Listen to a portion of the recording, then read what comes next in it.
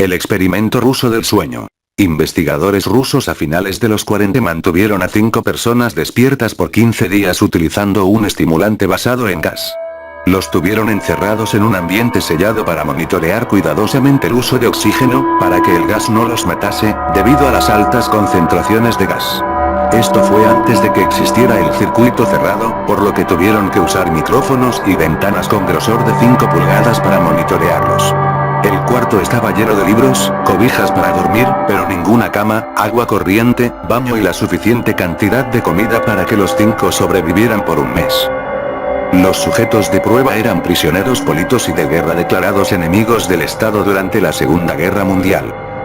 Todo estuvo bien por los primeros 5 días. Los sujetos rara vez se quejaban después de que falsamente se les había prometido su libertad si aceptaban tomar parte de la prueba y no dormir por 30 días.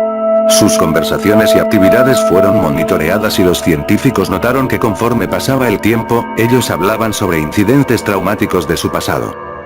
Después de 5 días se empezaron a quejar de las circunstancias y eventos que los llevaron a donde estaban y empezaron a demostrar paranoia severa. Dejaron de hablar entre ellos, y comenzaron a murmurar de manera alterna en los micrófonos.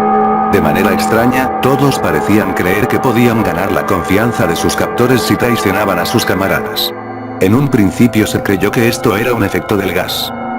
Después de 9 días, el primero de ellos empezó a gritar. Corría por todo el cuarto gritando repetidamente por 3 horas seguidas.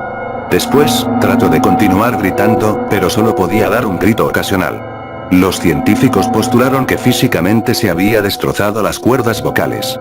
La parte más sorprendente de comportamiento fue cómo sus compañeros reaccionaron a esto. O mejor dicho, como no reaccionaron, continuaban murmurando en los micrófonos hasta que el segundo de los prisioneros comenzó a gritar. 2 de los prisioneros que no gritaban, tomaron los libros y llenaron página tras página de sus propias heces, y de manera calmada, los pusieron sobre las ventanas del cuarto. Los gritos cesaron de repente. Al igual que los murmullos de los micrófonos. Pasaron otros 3 días. Los investigadores checaban los micrófonos constantemente para asegurarse de que trabajaban, porque creían que era imposible no escuchar sonidos con 5 personas dentro. El consumo de oxígeno indicaba que los 5 debían seguir vivos. De hecho, el consumo de oxígeno era el necesario para 5 personas que hacían ejercicio extenuante. En la mañana del 14º día, los investigadores hicieron algo que no debían hacer. Para llamar la atención de los prisioneros utilizaron el intercom dentro del cuarto, esperando provocar respuestas de los prisioneros, pues temían que estuviesen muertos, o en estado vegetal. Anunciaron: abriremos el cuarto para probar los micrófonos. Aléjense de las puertas y acuéstense con las manos atrás en el piso o se les disparará. Se le otorgará la libertad a uno de ustedes si obedecen. Para su sorpresa, escucharon solo una frase, con voz calmada: no queremos ser liberados. Hubo gran debate entre los investigadores y fuerzas militares que financiaban el proyecto. Sin poder provocar más respuestas utilizando el intercom, finalmente se decidió abrir el cuarto a la medianoche del día número 15. Se limpió el gas del cuarto, y se llenó de aire fresco. Inmediatamente, voces de los micrófonos empezaron a objetar. 3 voces diferentes rogaban por la vida de sus seres queridos, que encendieran el gas nuevamente. Se abrió el cuarto para sacar a los prisioneros. Gritaron más fuerte que nunca, al igual que los soldados, cuando vieron lo que había dentro. 4 de los sujetos seguían vivos. Las raciones de los pasados 5 días no habían sido tocadas. Había pedazos de carne de las costillas y pantorrillas del sujeto muerto colocados dentro del drenaje del centro del cuarto, bloqueándolo, permitiendo que 4 pulgadas de agua se acumulara en el piso. Los 4 sobrevivientes también tenían pedazos de piel y carne arrancada de sus cuerpos. La destrucción de tejidos y la exposición de huesos en la punta de sus dedos indicaba que las heridas fueron infligidas por las manos, y no con los dientes, como era de suponerse. Al examinarlos, se descubrió que la mayoría de las heridas fueron autoinfligidas en su mayoría. Los órganos detrás de las costillas fueron removidos. Mientras que el corazón, los pulmones y el diafragma seguían en su lugar, la piel y la mayoría de los músculos pegados a las costillas fueron arrancados, exponiendo a los pulmones. El tracto digestivo de los 4 sujetos podía verse trabajar, digiriendo comida. Rápidamente se hizo aparente estaban digiriendo su propia carne, y que ellos la arrancaron y se la comieron en el transcurso de los días. La mayoría de los soldados eran fuerzas especiales rusas en las instalaciones, pero aún Axial, muchos se negaron a regresar al cuarto para sacar a los prisioneros. Estos sin embargo, insistían a gritos que los dejaran dentro y de manera alterna rogaron y demandaron que se encendiera el gas nuevamente, para evitar quedarse dormidos. Para sorpresa de todos, los sujetos, pusieron una resistencia feroz durante la extracción. Un soldado ruso falleció cuando un sujeto le mordió el cuello, otro fue gravemente herido cuando otro de los prisioneros le mordió la arteria femoral y los testículos. Otros 5 soldados perdieron la vida, si cuentas a aquellos que se quitaron la vida en las semanas consecuentes al incidente. Durante la lucha, uno de los prisioneros dañó su bazo, sangrando de manera casi inmediata. Se intentó sedar al sujeto, pero fue imposible. Se le inyectó más de 10 veces de la dosis humana de morfina, y aún Axial luchó como un animal rodeado, rompiendo las costillas y un brazo de un doctor. Se veía latir su corazón al máximo por 2 minutos completos, mientras se desangraba, y continuó gritando por más de 3 minutos, atacando a quien se le acercara, repitiendo la palabra más una y otra vez, cada vez más débil, hasta que cayó en silencio. Los otros 3 sobrevivientes, fueron inmovilizados fuertemente y llevados hacia instalaciones médicas. 2 de ellos, con cuerdas vocales intactas, demandaban continuamente más gas para permanecer despiertos. El más herido de los 3, fue llevado al único cuarto de cirugía que había en las instalaciones. En el proceso de su preparación para colocar nuevamente sus órganos en su lugar, se notó que el sujeto era totalmente inmune a los sedantes. Peleó furiosamente cuando el gas anestésico se le estaba colocando.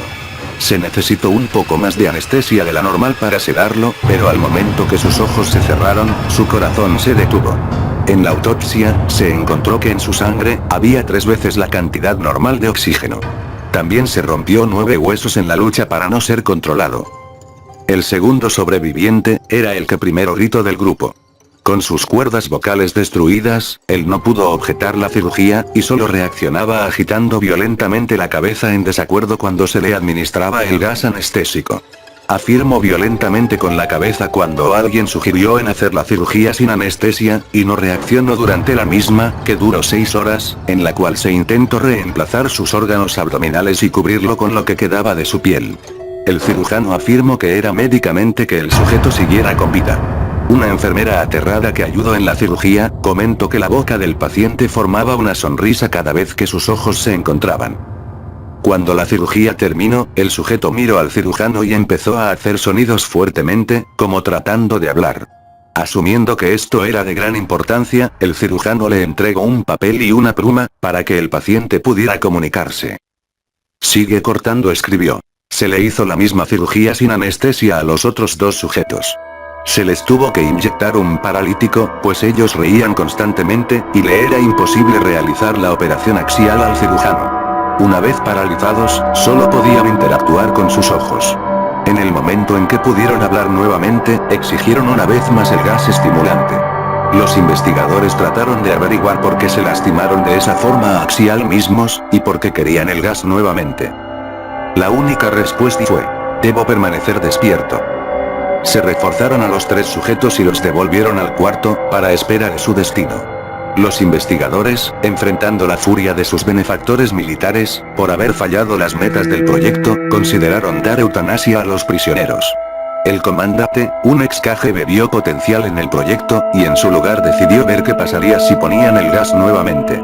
Los científicos se negaron rotundamente, pero al final, tuvieron que aceptar.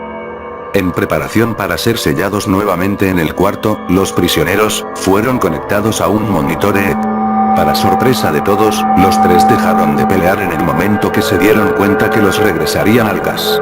En este momento, era obvio que los 3 estaban haciendo un gran esfuerzo por mantenerse despiertos. Uno de los prisioneros, estaba murmurando una canción. El sujeto mudo, peleaba con sus ataduras de piel, como si tratara de enfocarse con algo. El último sujeto, mantenía su cabeza en la almohada, y parpadeaba rápidamente. Siendo este, el primero al que se le puso el EEG, la mayoría de los investigadores monitoreaban sus ondas cerebrales con sorpresa. Eran normales la mayor parte del tiempo, algunas veces, aparecía una línea recta de manera inexplicable. Parecía que repetidamente sufrían de muerte cerebral. Mientras analizaban los datos, una enfermera notó que los ojos del sujeto se cerraron. Sus ondas cerebrales cambiaron inmediatamente por las de sueño profundo, luego se pusieron rectas, y de manera simultánea, su corazón se detuvo. El único sujeto que quedaba que podía hablar comenzó a gritar para que lo encerraran en ese momento. Sus ondas cerebrales mostraban las líneas rectas del sujeto que acababa de morir por quedarse dormido. El comandante dio la orden de sellar el cuarto con los 2 prisioneros dentro, junto con 3 de los científicos. Uno de los 3, inmediatamente tomó un arma y abrió fuego contra el comandante, matándolo de un tiro entre los ojos. Después apuntó al prisionero mudo, y le voló el cerebro. Apuntó al prisionero que quedaba vivo, mientras que los demás investigadores escaparon del cuarto. No me encerraran con estas cosas. No contigo. Le gritaba al prisionero que estaba atado al camastro. ¿Qué eres? Demandó. Necesito saber. El prisionero sonrió. ¿Tan fácilmente te has olvidado de mí? El prisionero preguntó. Somos ustedes. Somos la locura que está encerrada en todos ustedes, rogando por libertad en cada momento de tu vida, desde lo más profundo de tu mente animal. Somos aquello de lo que te escondes en tu cama todas las noches. Somos lo que duermes y silencias y paralizas cuando te vas a tu cielo nocturno, donde no te podemos alcanzar.